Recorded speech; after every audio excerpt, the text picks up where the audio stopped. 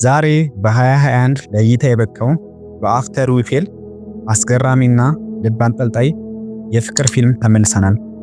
ፊልሙ የሚጀምረው ወደ ኋላ በሚመልስ ትዕይንት ነው። በዚህም ቴሳ ገና ትንሽ ልጅ እያለች እናቷ ካሮል አባቷን ሪቻርድን ከቤት ታባረረው እናያለን። ለዚህም ምክንያቱ ሪቻርድ በከባድ የአልኮል ሱስ መዘፈቁና ስራውን ማጣቱ ነበር። ትንሿ ቴሳ አባቷን አትሄድ ብላ ብትለምነውም ሪቻርድ ግን ቤተሰቡን ጥሎ ይሄዳል። ይህ ክስተት በቴሳ ስነ ልቦና ላይ ትልቅ ጠባሳን ጥሎ ያልፋል። ከብዙ ዓመታት በኋላ ቴሳና ሃርዲን በድንገት ሪቻርድን መንገድ ላይ በጎዳና ተዳዳሪነት ያገኙታል። ይህ ለቴሳ ትልቅ ድንጋጤ ነበር፣ ምክንያቱም አባቷን ካየችው ረጅም ጊዜ ሆኗት ነበር። ቴሳ አባቷን በዚህ ሁኔታ ማየቱ ስለከበዳት ወደ ቤታቸው ወስደው እንዲያርፍና ራሱን እንዲያገግም ለማድረግ ይወስናሉ። ሆኖም ይህ ውሳኔ በሃርዲንና በቴሳ መካከል ሌላ አለመግባባት ይፈጥራል። ሃርዲን ሪቻርድን አያምነውም፣ ቴሳን እንደገና ሊጎዳት ይችላል ብሎ ይሰጋል። ቴሳ ደግሞ ለአባቷ ሁለተኛ ዕድል መስጠት ትፈልጋለች። ሪቻርድ ወደ ህይወታቸው መመለሱ የቆዩ ሚስጥሮች እንዲወጡ ያደርጋል። ፊልሙ ፍቅር፣ ይቅርባይነትና ካለፈ ታሪክ ጋር መታገል ምን ያህል ከባድ እንደሆነ በግልጽ ቁልጭ አድርጎ ያሳየናል። ቴሳና አባቷ ሪቻርድ ከብዙ ዓመታት መለያየት በኋላ ዳግም የተገናኙበት ያ ቅጽበት በቃላት ሊገለጽ የማይችል ጥልቅ ስሜት የታየበት ነበር። ሪቻርድ ልጁን በድጋሚ በማየቱ የተሰማው ደስታ በአይኖቹ ውስጥ ይነበብ ነበር። ያ በጎዳና ህይወት የጠወለገው ገጽታው በናፍቆትና በተስፋ ብርሃን ሲታደስ ይታያል። በዚህ ሰዓት በመካከላቸው የነበረው ጭውውት እጅግ ማራኪና ያለፈውን ቁስል የሚጠግን ነበር። ሪቻርድ የቴሳን ምግብ እያጣጣመ በፈገግታ የታጀበ አድናቆቱን ገለጸላት። ይሁን እንጂ ጭውውቱ ይበልጥ ልብ የሚነካ የሆነው ሪቻርድ የዓመታት ሚስጥሩን ሲያወጣ ነበር። ባለፉት ዓመታት ሁሉ ልጁን ረስቶ እንዳልኖረ፣ ይልቁንም በተደጋጋሚ ሊያገኛት ይሞክር እንደነበር ገለጸላት። ናፍቆቱን የሚገልጹ ስጦታዎችንም ይልክላት እንደነበር ሲነግራት ቴሳ ድንጋጤና ሐዘን ተደባለቀባት። ምክንያቱም እነዚያ ስጦታዎችም ሆነ የአባቷ ጥሪዎች መዳረሻቸውን አጥተው ነበር። ምናልባትም እናቷ ካሮል ቴሳ እንዳትጎዳ በማሰብ ደብቃቸው ሊሆን እንደሚችል ፍንጭ ይሰጣል። ይህ መገለጥ በቴሳ ልብ ውስጥ አዲስ ጥያቄዎችን ፈጠረ። እውነት አባቴ ጥሎኝ አልሄደም ነበር የሚለው ጥያቄ በውስጧ ይመላለሳል። በሌላ በኩል ደግሞ ይሄን ሁሉ ሁኔታ በጥርጣሬ የሚመለከተው ሃርዲን አለ። ሃርዲን የሪቻርድን ንግግር እንደ ሰካራም ተረት ቢቆጥረውም ቴሳ ግን በአባቱ አይኖች ውስጥ እውነቱንና ለዓመታት የናፈቃትን ልጁን ለማግኘት የከፈለውን ዋጋ ለማየት እየሞከረች ነው።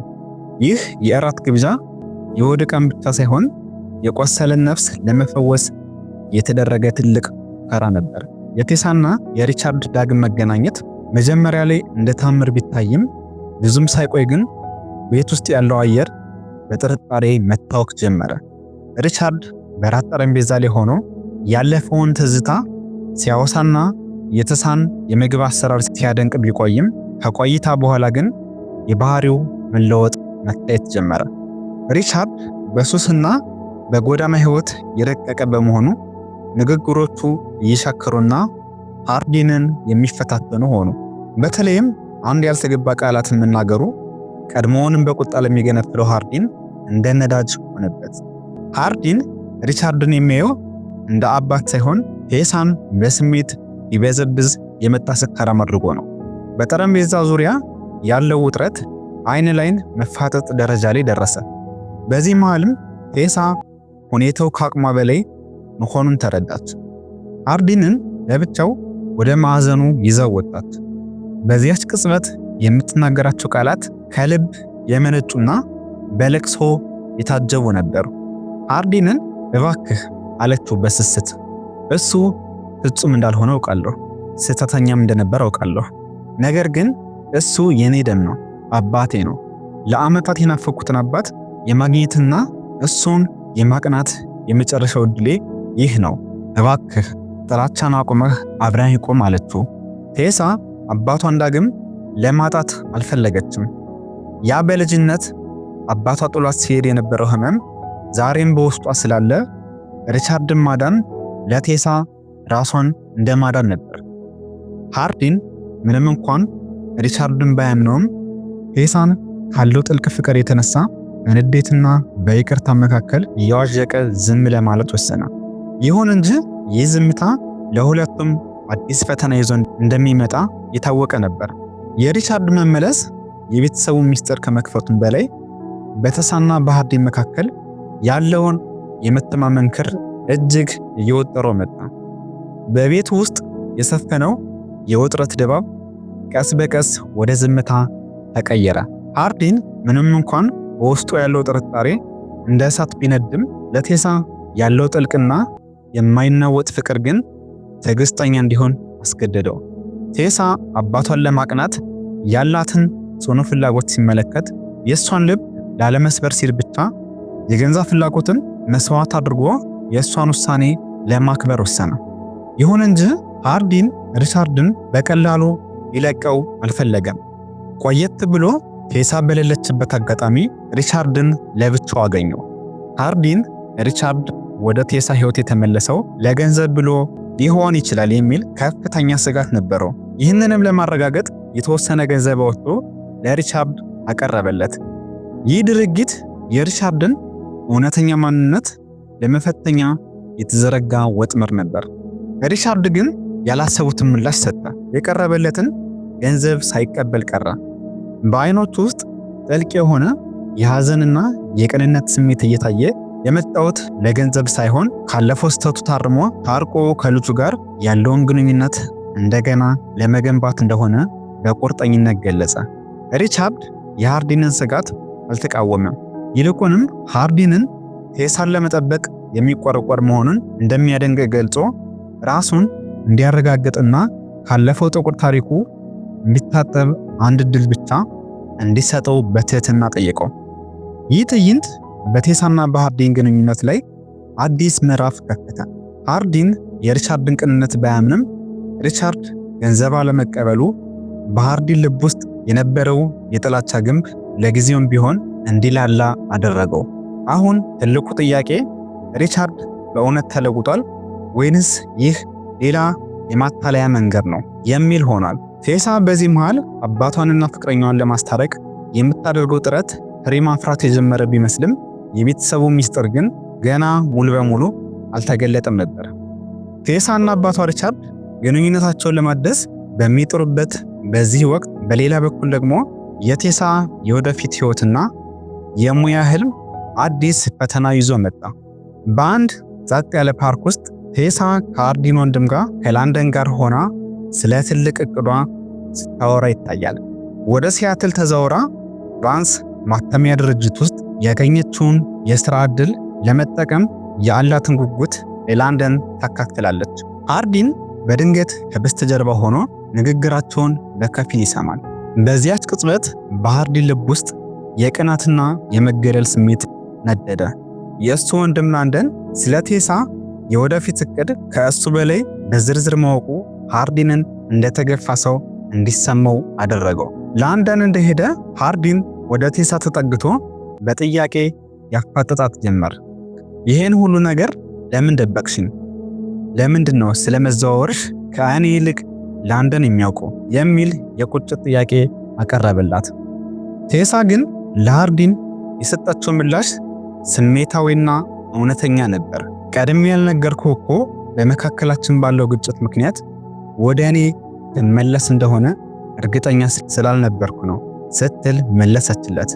ይህ የሲያትል ጉዞ ለእሷም ትልቅ የህይወት አጋጣሚ እንደሆነና ለንደን አውራት እንዲሄድ ስታስብ እንደነበር ገለጸችለት። ሃርዲን በዚህ ሰዓት የገንዛ ስህተቱና ፍርሃቱ ታወሰው። ሁለቱም ፍቅረኛሞች የጋራ መግባባት ላይ ሳይደርሱ ቴሳ ወደ ትምህርት ቤት ለመሄድ ጉዳዩን እዚሁም ቢሆን አቆዩት። ይሁን እንጂ ሃርዲን ወደ ቤት ሲመለስ ነገሩ ይበልጥ ውስብስብ መሆኑን ተረዳ። ለእናቱ ለትሪሽ በደወለ ጊዜ እሷም ስለ ቴሳ የሲያትል እቅድ ከክርስቲያን ቫንስ ሰምታ ስለነበር ሃርዲንን መጠየቅ ጀመረች። የቴሳ ወደ ሲያትል የሚሄድ እቅድና ሚስጥሮች መበራከት በሃርዲን ላይ ከባድ የስነ ልቦና ጫና ፈጠሩ። ሃርዲንም በሁሉም ነገር ባይታዋር እንደሆነ ተሰማው። የምወዳት ሴት ትልቅ የህይወት ውሳኔዋን ለእኔ ሳይሆን ለሌሎች ቀድማ ትናገራለች የሚለው አስተሳሰብ ብስጭቱን አባባሰው። ይህንን የውስጥ ንዴት ለመሸሽም ነው ከአማቹ ከሪቻርድ ጋር ወደ ምሽት ክበብ ለመሄድ የወሰነው። ይሁን እንጂ በክበቡ ውስጥ ነገሮች መልካም አልነበሩም። ሃርዲንና ሪቻርድ ተቀምጠው ሳለ አንድ የማያውቁት ሰው የቴሳን ፎቶ አይቶ እጅግ ዝቅ የሚያደርግና ክብር የሚነካ አስተያየት ሰነዘረ። ይህ ለሃርዲን የመጨረሻው የትዕግስት ወሰን ነበር። ሃርዲን ለቴሳ ያለው ፍቅር በጥበቃ የታጀበ በመሆኑ የእሷ ስም ሲጎድፍ ማየት አልቻለም። በዚያው ቅጽበት ግጭት ተፈጠረ። ክለቡም በሁከት ተናወጠ። ከአስተናጋጁ በተደወለላት ስልክ መሰረት ቴሳ በፍጥነት ደርሳ ሁለቱንም ከሁከት ውስጥ አውጥታ ወደ ቤት ይዛቸው ተመለሰች። በዚያው ምሽት በቤት ውስጥ የነበረው ውጥረት በይቅርታ ተተካ። ሃርዲን ራሱን ዝቅ አድርጎ ለቴሳ ይቅርታ ጠየቃት። ያደረገው ጥፋት ከንዴት የመነጨ ቢሆንም ምክንያቱ ግን ለሷ ካለው ክብር እንደሆነ ገለጸላት። ያ ሰው አንቺን ሲሰድብሽ ዝም ብዬ ማየት አልቻልኩም ሲላት ቴሳ በሃርዲን ግትርነት ብትበሳጭም ለሷ ያለውን ጥልቅ ስሜት ግን መካድ አልቻለችም። ነገር ግን ሌላ ያልተጠበቀ ስብራት በማግስቱ ጠዋት ጠበቃት። ሪቻርድ ሻንጣውን አዘጋጅቶ ለመሄድ መወሰኑን ነገራት። ልጄ አንቺ ወደ ሲያትል ልትሄጂ ነው፣ እኔ ደግሞ በአንቺ ህይወት ላይ ሸክም መሆን አልፈልግም አላት። ቴሳ አባቷን ገና አግኝታ ሳትጠግበው እንደገና ይለያት መሆኑ እጅግ አስከፋት። አብሯት እንዲቆይና አብረው ወደ ሲያትል እንዲሄዱ ብትለምነውም ሪቻርድ ግን ለራሱ ክብር ሲልና ለልጁ አዲሱን ህይወቷን በነፃነት እንድትጀምር በማሰብ ቀድሞውንም መጓጓዣ አዘጋጅቶ በቆራጥነት ተሰናበታት። ቴሳ ለአባቷ ሪቻርድ ስልክ ቁጥሯን ስትሰጠውና ድጋሚ እንዳይጠፋ ስትማጸነው በውስጡ ያለው የዓመታት ናፍቆትና ፍርሃት በግልጽ ይታይ ነበር። ነገር ግን አባቷ እንደሄደ ቤቱ በሰላም አልቆመም። ይልቁንም ከባድ የሆነ የቃላት ጦርነት ተቀሰቀሰ። ሃርዲን የሪቻርድን መሄድ በማየት ቴሳን እኔንም እንዳባትሽ ታባርሪኝ ነው ሲል በንዴት ጠየቃት። ቴሳ ግን በቁጭት ወደ ሲያትል መሄድ የህይወት ዘመን ህልሟ እንደሆነና እሱ አብሯት እንዲሆን እንደምትፈልግ ገለጸችለት። ሆኖም ሃርዲን ሲያትል ውስጥ ካንቺ ውጭ ምንም የለኝም፣ እሱ ደግሞ ለእኔ በቂ አይደለም ማለቱ ቴሳን በእጅጉ አበሳጫት። ይህ የአንተ ችግር ነው፣ ህልሜን ታግዶ አትችልም ስትል በቁርጠኝነት ምላሽ ሰጠችው። በኋላም ቴሳ ወደ ቫንስ ማተሚያ ድርጅት በሄደችበት ወቅት ሌላ ሚስጥር አወቀች። ኪምበርሊ ወደ ሲያትል ሲዘዋወሩ አብራቸው እንደምትኖር ከመጋበዟም በላይ ቫንስ ለሃርዲን ምቹ የሥራ ዕድል አቅርቦለት እንደነበርና ሃርዲን ግን ውድቅ እንዳደረገው ነገረቻት። ቴሳ ስለዚህ ጉዳይ ሃርዲንን ስታፋጥጠው እሱ ግን ስራውን ያልፈለገው የእሷን መዘዋወር ቀድሞ ባለማወቁ እንደሆነ ገለጸላት። ይህ ክስተት በሁለቱ መካከል ያለውን የሐሳብ ልውውጥ ክፍተት በግልጽ ያሳየ ቢሆንም ለማስተካከል ግን ቃል ገቡ። ይህንን ውጥረት ለማርገብ ቴሳና ሃርዲን ከሃርዲን አባትና የእንጀራ ቤተሰቦች ጋር በሐይቅ ዳር በሚገኝ ቤታቸው በሳምንቱ መጨረሻ ለእረፍት ለማሳለፍ ሄዱ። እዚያም ሃርዲን ከቤተሰቦቹ ጋር እየተግባባና እየተቀራረበ መጣ። ይሁን እንጂ ቴሳ ስለ ሲያትል ጉዞዋ አሁንም ጥርጣሬ ነበራት። ለንደንን ስታማክረው ግን ህልምሽን ተከታይ፣ ሃርዲን በእውነት ከወደደሽ መንገድ አያጣም የሚል ብርታት የሚሰጥ ምክር ሰጣት። ያረፉበት ቤት ድባብ መልካም ቢሆንም በራት ግብዣ ላይ ግን ነገሮች ተቀየሩ። ሃርዲን የድሮ ጓደኛው ከሆነችው ሊሊያን ጋር ተገናኝቶ በመሳቁና ቴሳን በጠረጴዛ ላይ ብቻዋን ትቷት በመሄዱ ቴሳ በቅናት ተቃጠለች። ቴሳ ብቻዋን ተቀምጣ ሳለ ሮበርት የተባለ አስተናጋጅ ሊያሽቃብጥላትና ሊያናግራት ቢሞክርም ሃርዲን ግን በቅናት መንፈስ ተመልሶ ነጥቶ አስቆመው። በመጨረሻም ያ ሁሉ የቅናትና የንግግር ማዕበል ረግቦ ቴሳና ሃርዲን በሙቅ ውሃ መታጠቢያ ውስጥ ሆኖ አስደሳች ስሜታዊና ጣፋጭ የፍቅር ጊዜ አሳለፉ። ይህ አስደሳች ጊዜ ግን ብዙም አልቆየም። በቴሳና በሃርዲን መካከል ያለው አለመግባባት ወደ አዲስ ምዕራፍ ተሸጋገረ። ሃርዲን ቴሳን ወደ ሲያትል ስለመዘዋወሯና ለትሬቨር ስሜት ኖሯት እንደነበር በጥርጣሬ ጠየቃት። ቴሳ በአንድ ወቅት ስሜት እንደነበራት በቅንነት ስታምን ሃርዲን በንዴት ተሞልቶ ከሊሊያን ጋር እንደሚወጣ ነግሯት ጥሏት ይሄዳል። ቴሳም በሆቴሉ ውስጥ ሮበርትን አግኝታ ከጓደኞቹ ጋር ትቀላቀላለች። ሃርዲን ከሊሊያን ጋር ሲመጣ ቴሳ እዚያው ለመቆየት ብትመርጥም በኋላ ግን ሊሊያን የሴት ፍቅረኛ እንዳላት ስታውቅ ተገረመች። ሆኖም ግጭቱ እዚህ አላበቃም። ሃርዲን የሮበርትን ስልክ ቁጥር በቴሳ ዕቃ ውስጥ አግኝቶ ሰውየው ድብቅ ዓላማ አለው ይላታል። በተጨማሪ ስራውን ያገኘሽው በቫንስ ችሎታ እንደሆነ በመናገሩ በከባድ ጭቅጭቅ ተለያዩ። ሃርዲን ግን በኋላ ላይ ቫንስን ሲያናግረው ቫንስ ቴሳ ስራውን ያገኘችው በችሎታዋ መሆኑን አረጋገጠለት። ሃርዲን ወደ ቤት ሲመለስ ቴሳ ወደ ሲያትል መሄዷን ተረዳ። ማስታወሻ ደብተሯንም አንብቦ ግንኙነታቸው ምን ያህል እንዳሰቃያት ሲረዳ በሐዘን ተዋጠ። ቴሳ እርጉዝ መሆኗን ለኪምበርሊና ለቫንስ ታበስራለች። ሃርዲን ቴሳ በሮበርት እየከዳቸው እንደሆነ የሚያሳይ መጥፎ ህልም አይቶ በድንገት ወደ ሲያትል ይሄዳል። እዚያም ማስታወሻዋን መልሶ ይቅርታ ይጠይቃታል። ሆኖም ህይወት አሁንም ፈታኝ ነበረች። ቴሳ ወደ ሆስፒታል ለወሊድ መቆጣጠሪያ በሄደችበት ወቅት በማህፀን ጤና ችግር ምክንያት ልጅ ለመውለድ እንደምትቸገር በሐኪም ይነገራታል። በሌላ በኩል አባቷ ሪቻርድ ተደብድቦና ተጎድቶ ሃርዲን ዘንድ ይመጣል። ሃርዲንም ዕዳውን እንዲከፍል ውድ ሰዓቱን በመስጠት ይረዳዋል። የሃርዲን እናት ልታገባ መሆኑን ተከትሎ ሃርዲንና ቴሳ ወደ ለንደን ለሰርጉ ይሄዳሉ። ሃርዲን አንድ አስደንጋጭ ትዕይንት ይመለከታል። በሰርጉ ዋዜማ እናቱ ከቫንስ ጋር ግንኙነት ስታደርግ በድንገት ያያቸዋል። በንዴት ቫንስን መደብደብ ይጀምራል። ቴሳም ጣልቃ ገብታ ታስቆመዋለች። በማግስቱ በሰርጉ ዕለት ኪምበርሊ የቫንስን ክህደት እንደምታውቅ ነገር ግን ስለምትወደው ይቅር እንዳለችው ለቴሳ ትነግራታለች። በለንደን የነበረው የሰርግ ድባብ ወደ ድንገተኛ ሁከት ከተቀየረ በኋላ ሃርዲን ውስጥ ባለው ግራ መጋባት ስሜት እየተቃጠለ ከጓደኞቹ ጋር ወደ መጠጥ ቤት አመራ።